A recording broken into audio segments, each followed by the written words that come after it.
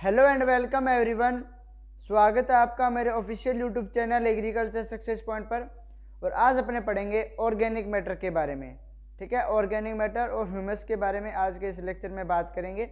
ठीक है, कल का जो लेक्चर था उसके अंदर अपन ने सैलाइन एल्कलाइन सॉइल के बारे में बात की थी, यानी साल्ट अफेक्टेड सॉइल के बारे में बात की थी। ठीक है, तो आई होप कि आपको वो लेक्चर अच्छा लगा होगा।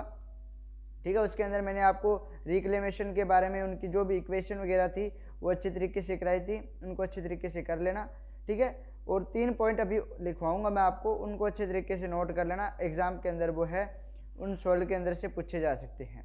जैसे यदि आपसे पूछा जाए dominant cation in normal soil. ठीक है, यदि आपसे पूछा जाए dominant cation in normal soil, या सेकंड पॉइंट है डोमिनेंट कैटायन इन एल्केनाइन सॉइल, या dominant cation in acidic soil. ठीक है, यदि आपको इन तीनों में से कोई भी क्वेश्चन आपको एग्जाम में दिखाई देता है तो आपको क्या आंसर करना होगा?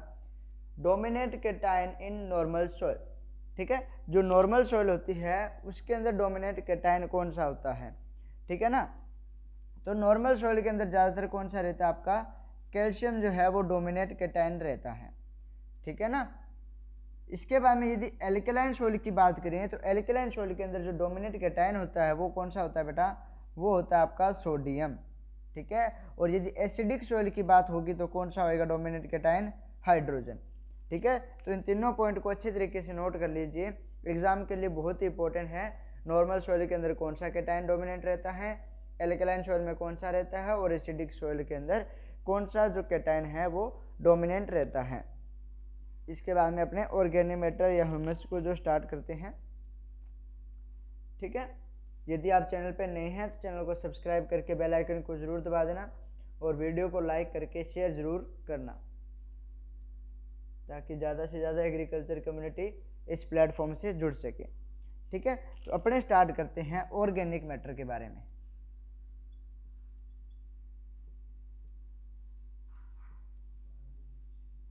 ठीक है, ऑर्गेनिक मैटर क्या होता है? तो देखिए बेटा, ऑर्गेनिक मैटर क्या होता है? जो आपके प्लांट्स होते हैं, एनिमल्स होते हैं, इनका जो रेजिड्यूज होता है उसी को ही अपने क्या बोलते हैं? Organic matter. Residues of animal और प्लांट या एनिमल एंड प्लांट्स। ठीक है ना, जो भी फसल अवशेष हो गए वो भी आपका क्या है? ऑर्गेनिक मैटर है। जो पशुओं के बाल वगैरह हो गए, उनकी त्वचा होगी, जो भी है वो भी क्या एक ऑर्गेनिक मैटर है। ठीक है, अब देखिए यदि बात करें अपने इंडियन सॉइल है,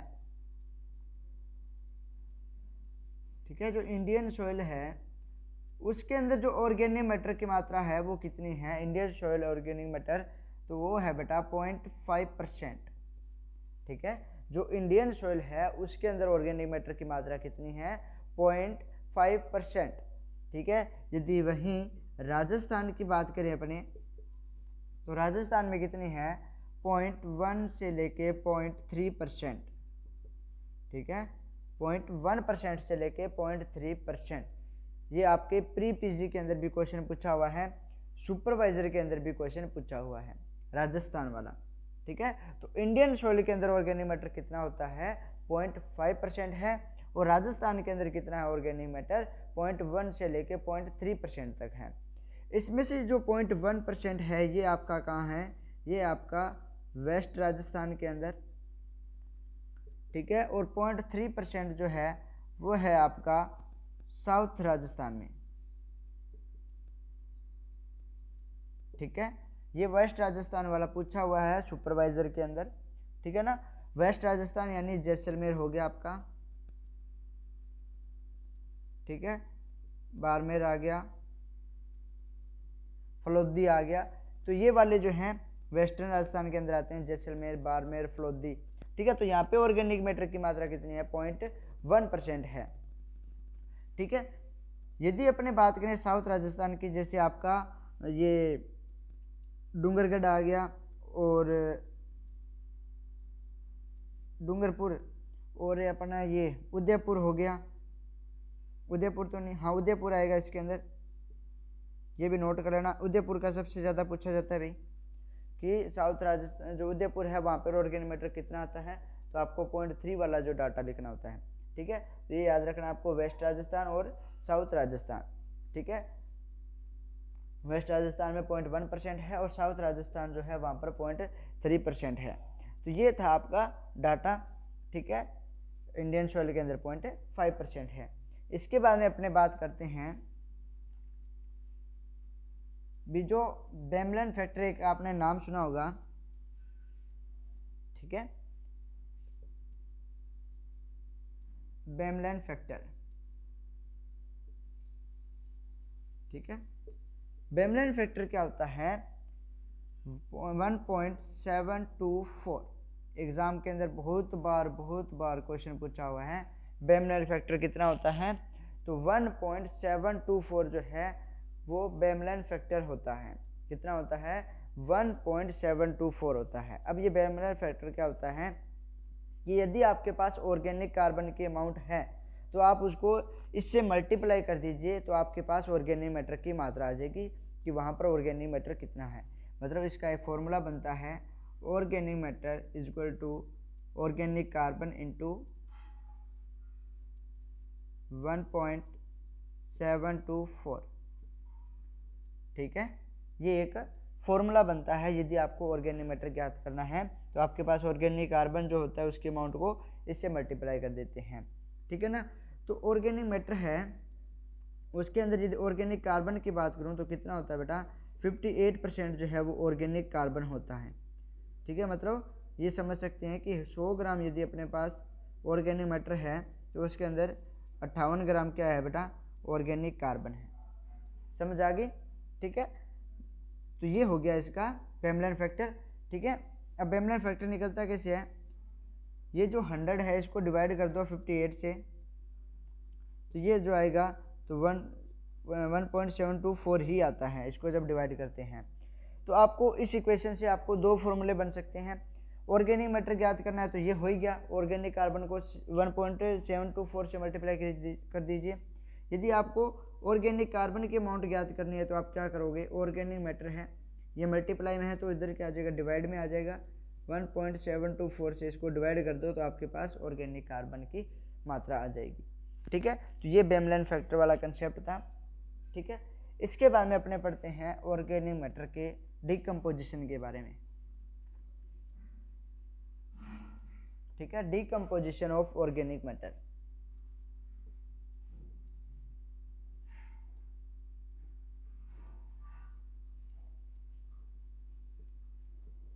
ठीक है। जो ऑर्गेनिक मैटर है उसका डिकम्पोजिशन कैसे होता है, तो देखिए कॉम्प्लेक्स कंपाउंड होते हैं, मतलब जटिल यौगिक होते हैं। कौन कौन से होते हैं कॉम्प्लेक्स कंपाउंड, ठीक है। जैसे आपका लिग्निन हो गया, सेल्यूलेज हो गया, हेमिसेल्यूलेज हो गया, ये आपके क्या होते हैं, कॉम्प्लेक्स कंपाउंड होते हैं। कौन कौन से, लिग्निन, सेल्यूलोज, हेमिसेल्यूलोज, ठीक है। तो ये कॉम्प्लेक्स जो कंपाउंड होते हैं इनको क्या किया जाता है, माइक्रोब्स के द्वारा डिकम्पोज किया जाता है और इनको जो सिंपल कंपाउंड होते हैं उनमें कन्वर्ट कर दिया जाता है, ठीक है। यही डिकम्पोजिशन होता है कि कॉम्प्लेक्स कंपाउंड को माइक्रोब्स के द्वारा सिंपल कंपाउंड में क्या कर दिया, कन्वर्ट कर दिया। इसी को बोलते हैं अपने डिकम्पोजिशन, ठीक है। जब कॉम्प्लेक्स कंपाउंड जैसे लिग्निन, सेल्यूलोज, हेमिसेल्यूलोज का जब डिकम्पोजिशन होएगा तो इससे जो है सिंपल कंपाउंड बनेंगे, ठीक है। जैसे ग्लूकोज हो गया, लैक्टिक एसिड हो गया, ये चीज़ें, ठीक है। तो ये आपको याद रखना है डिकम्पोजिशन ऑफ ऑर्गेनिक मैटर। जो डिकम्पोजिशन होता है बेटा वो दो टाइप का होता है, एक तो एनारोबिक डिकम्पोजिशन, ठीक है, एक होता है आपका एरोबिक डिकम्पोजिशन,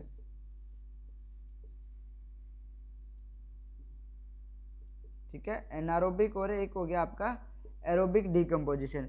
जो एनारोबिक होता है उसके अंदर ऑक्सीजन क्या होती है, एब्सेंट होती है, ठीक है।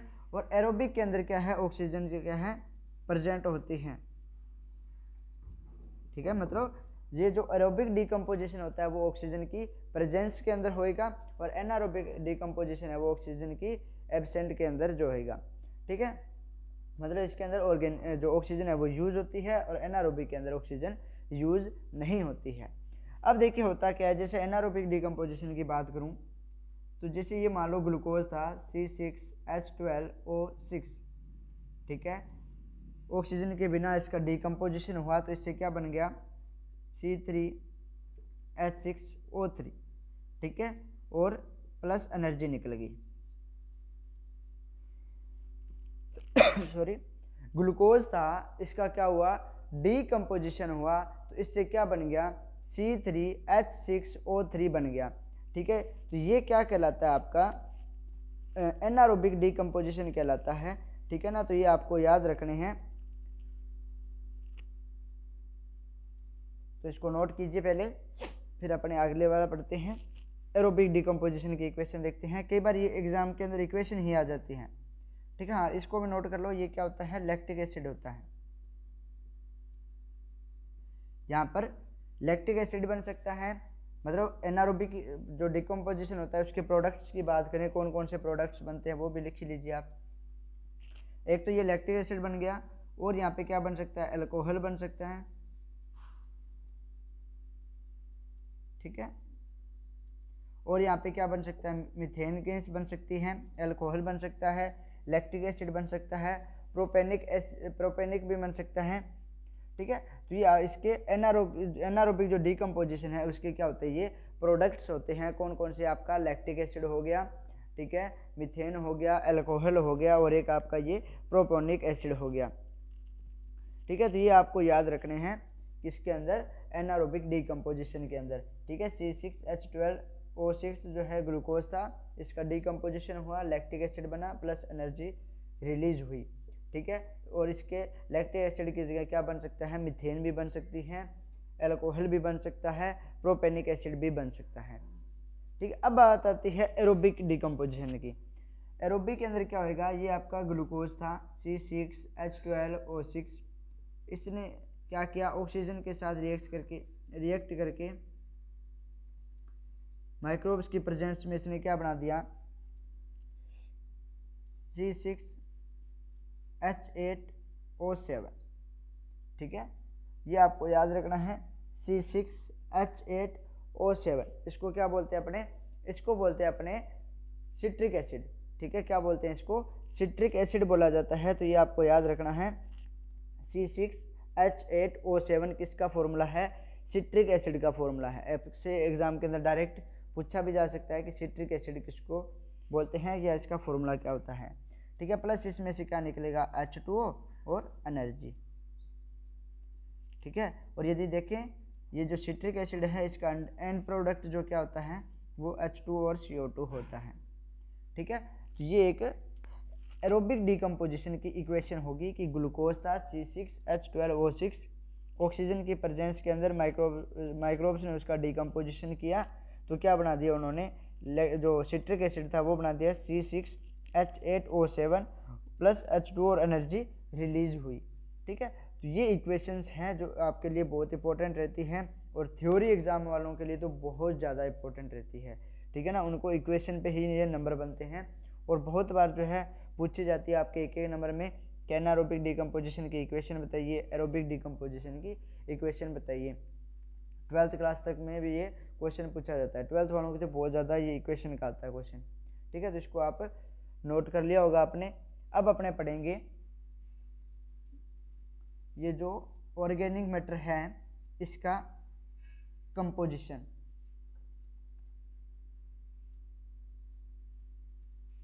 ठीक है, कंपोजिशन ऑफ ऑर्गेनिक मैटर, ठीक है, कंपोजिशन ऑफ ऑर्गेनिक मैटर। एक आता है इसका एलिमेंटल कंपोजिशन, एक आता है इसका कंपाउंड वाला, ठीक है। एलिमेंटल कंपोजिशन में देखें तो ये पहले मैंने आपको बता रखा है CHO वाला, कार्बन कितना होता है ऑर्गेनिक मैटर के अंदर, तो कितना होता है 45% रहेगा, हाइड्रोजन 6% और ऑक्सीजन 45%, टोटल कितना होता है 96% होता है। ठीक है, तो ऑर्गेनिक मैटर में कार्बन 45%, हाइड्रोजन 6% और ऑक्सीजन 45% होता है। यदि न्यूट्रिएंट की बात करूं NPK की, ठीक है, तो नाइट्रोजन इसमें कितनी होती है 1.5 से 2%, फास्फोरस कितनी होती है, फास्फोरस होता है इसके अंदर 0.5%, और जो पोटेशियम होता है वो 0.5 to 1%। ठीक है, तो ये आप डाटा नोट कर लीजिए। यदि वहीं पे कंपाउंड वाला इसका कंपोजिशन देखें तो जैसे इसके अंदर कार्बोहाइड्रेट आ जाएगा, ठीक है, प्रोटीन आ जाएगी, फैट आ जाएगा, लिग्निन आ जाएगा, और यहाँ से एग्ज़ाम के अंदर क्वेश्चन भी बनता है आपके कंपटीशन एग्ज़ाम के अंदर कि नाइट्रोजन कितनी होती है, फास्फोरस पोटेशियम कितना होता है, कार्बन हाइड्रोजन ऑक्सीजन का पूछा जा सकता है। और ये तो सबसे ज़्यादा पूछे जाते हैं कि जो ऑर्गेनिक मैटर होता है उसके अंदर कार्बोहाइड्रेट की मात्रा, प्रोटीन की मात्रा, फैट की मात्रा, लिग्निन की तो कितनी कितनी होती है। तो आपका कार्बोहाइड्रेट कितना होता है, ये होता है आपका 50 से 60% होता है। ठीक है, प्रोटीन की बात करूँ तो 1 to 15% होती हैं, फैट की बात करें तो 1 to 5%, और लिग्निन की बात करें तो 10 to 30% जो है लिग्निन होता है। तो इस टेबल को अच्छे तरीके से नोट कीजिए आप। ठीक है, कार्बन हाइड्रोजन ऑक्सीजन NPK और कार्बोहाइड्रेट प्रोटीन फैट और लिग्निन कितना कितना % है। इसके बाद में अपने आगे चलते हैं ह्यूमस के पास।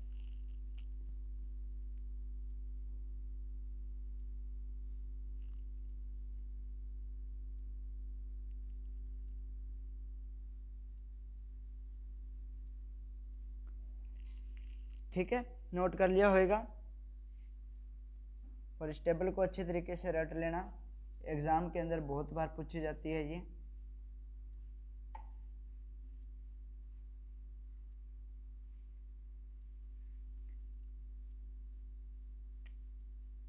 अब अपने बात करते हैं ह्यूमस के बारे में।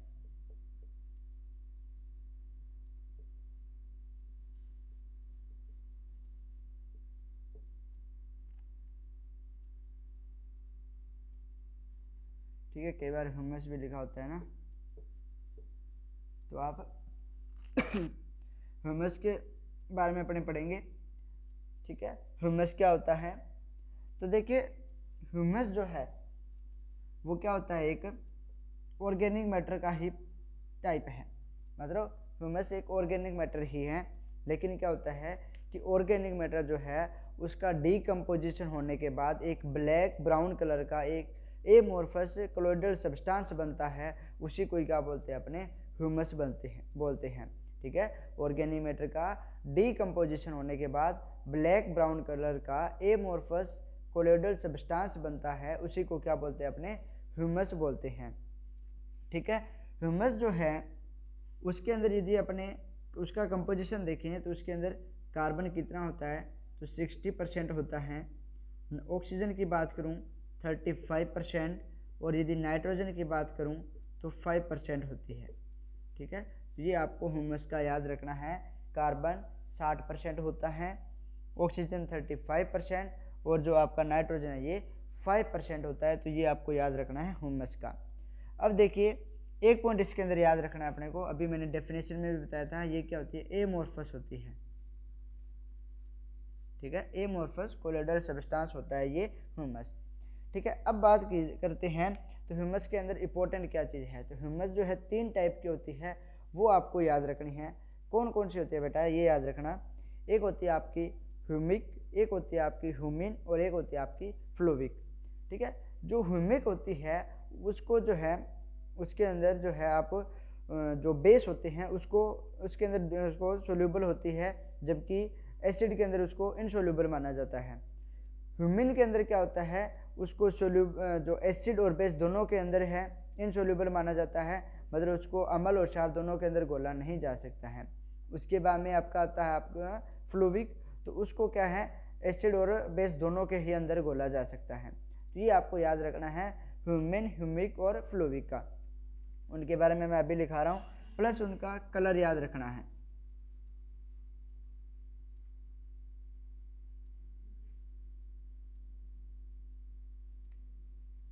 मुकेश बाहर जाना।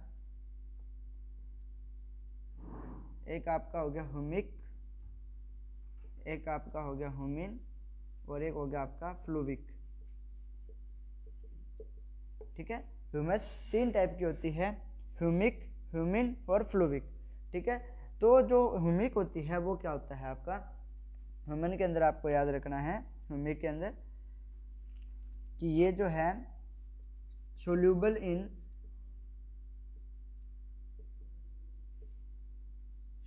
इन base but not soluble in acids. ठीक है, मतलब बेस के अंदर इसको घोला जा सकता है, लेकिन जो आपका एसिड है उसके अंदर इसको डिसॉल्व नहीं किया जा सकता है। ठीक है, इसका कलर जो है वो पूछा जाता है एग्जाम के अंदर, तो इसका कलर कैसा होता है, ब्लैक कलर होता है। ठीक है, तो कलर से भी आपको याद रखना है कि जो ह्यूमिक है उसका कलर कैसा होता है बेटा, ब्लैक कलर होता है। वो सिर्फ बेस के अंदर सोल्यूबल है और जो एसिड्स है उनके अंदर इनसोल्यूबल होती है, उसको डिसॉल्व जो है नहीं किया जा सकता। यदि ह्यूमिन की बात करें, ह्यूमन क्या है, जो ह्यूमिन है उसके अंदर क्या है, इनसोल्यूबल, क्या लिखोगे आप, insoluble of base and acid. ठीक है, आप ऐसे लिख लीजिए, बोथ भी लगा लीजिए आगे।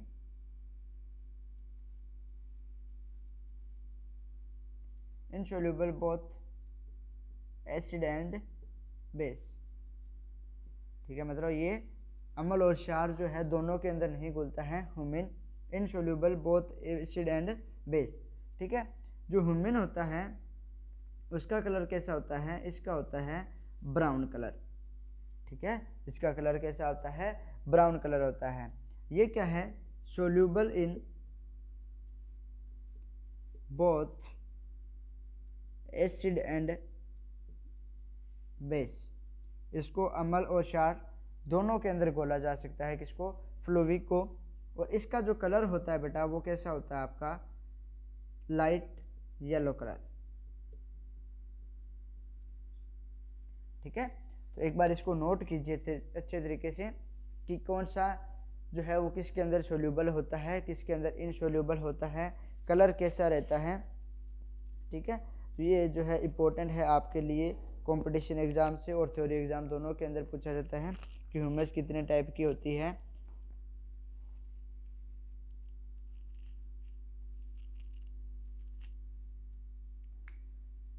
ठीक है, तो ह्यूमस जो है वो 3 टाइप की होती है, ह्यूमिक, ह्यूमिन और फ्लूविक।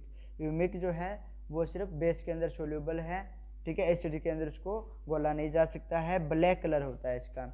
यदि ह्यूमिन की बात करें तो ये जो है इनसोल्यूबल है एसिड और बेस दोनों के अंदर, और इसका कलर कैसा होता है, ब्राउन कलर होता है।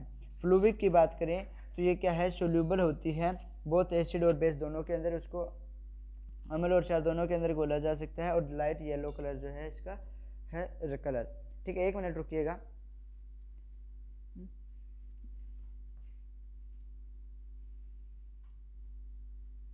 ठीक है, अब देखिए आगे क्या पढ़ना है इसके अंदर कि जो इसका इफेक्ट है, ठीक है, इसका इफेक्ट क्या पड़ता है, या ये जो इम्पोर्टेंट है वो क्या है। ठीक है, इसकी इंपॉर्टेंस क्या है सॉइल के अंदर। तो जो ऑर्गेनिक मैटर है उससे क्या होगा, ये मैं वैसे बता रहा हूँ जो थ्योरी एग्ज़ाम की प्रिपरेशन कर रहे हैं, मतलब जिनका थ्योरी क्लासेज ले रहे हैं जो, ठीक है, या ऐसे मान सकते हैं कि कंपटीशन वाले हैं वो सिर्फ इस चीज़ को सुन लेना। ठीक है, थ्योरी वाले जो बच्चे हैं वो इसको नोट कर सकते हैं, जो स्टूडेंट्स हैं मेरे वो थ्योरी जो एग्ज़ाम है उनकी प्रिपरेशन कर रहे हैं। ठीक है, तो ऑर्गेनिक मैटर का जो इफेक्ट है वो क्या पड़ेगा, एक तो इससे वाटर होल्डिंग कैपेसिटी बढ़ जाएगी।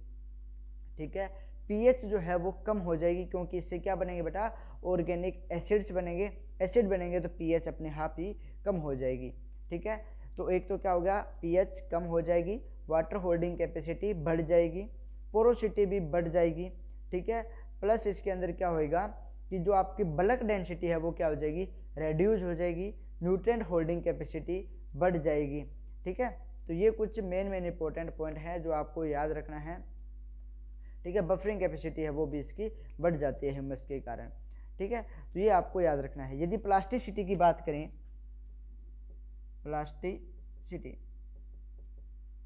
प्लास्टिसिटी जो है, यदि आपकी सैंड सॉइल है तब तो प्लास्टिसिटी बढ़ेगी, यदि आपकी क्ले सॉइल है तो प्लास्टिसिटी घटेगी, क्योंकि क्ले की खुद की हाई है, यदि उसके अंदर कम वाला डालेंगे तो उसकी कम हो जाएगी। सैंड की तो कम है, उसके अंदर ज़्यादा वाला डालेंगे तो उसकी ज़्यादा हो जाएगी प्लास्टिसिटी। तो ये आपको याद रखना है। आई होप कि आपको ये लेक्चर अच्छा लगा होगा। ऑर्गेनिक मैटर वाला इंपॉर्टेंट पॉइंट है, इनके कलर वगैरह अच्छे तरीके से याद रखना, ब्लैक, ब्राउन और लाइट येलो कलर। ठीक है, और जो कल की क्लास है उसके अंदर अपने या तो कोलोइडल वाला करेंगे स्टार्ट, या एनायन एक्सचेंज के बारे में पढ़ेंगे। ठीक है, आयन विनिमय के बारे में पढ़ेंगे। तो ये अपना लेक्चर था आज का ऑर्गेनिक मैटर वाला। यदि आपको अच्छा लगा, ठीक है ना, अच्छा तो लगता ही है वैसे सभी को, बहुत अच्छा लगा तो कमेंट सेक्शन में के अंदर ज़रूर बताना मेरे को कि आपको ये मेरी क्लास कैसे लगी। चैनल पे नए हैं तो चैनल को सब्सक्राइब करके बेल आइकन को ज़रूर दबाना, वीडियो को लाइक करके शेयर ज़रूर करना। Thank you.